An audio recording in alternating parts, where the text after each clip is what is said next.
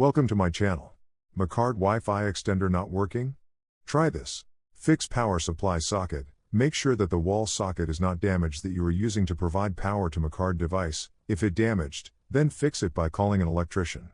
Connect router to extender correctly. Usually, the extender connects to the router without using any cable, WPS method, but if you are using the Ethernet cable to link both the devices, then make sure cable is in good condition. Plug extender far from electronic devices. Find a spot for the extender that is free from nearby electronics to ensure a strong and stable connection. Once plugged in, you can proceed with the setup process confidently, knowing that your extender is positioned for the best possible performance.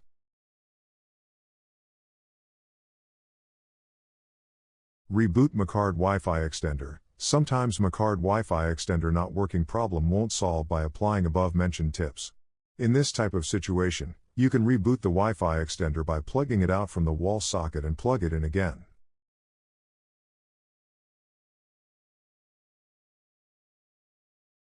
Thanks for watching.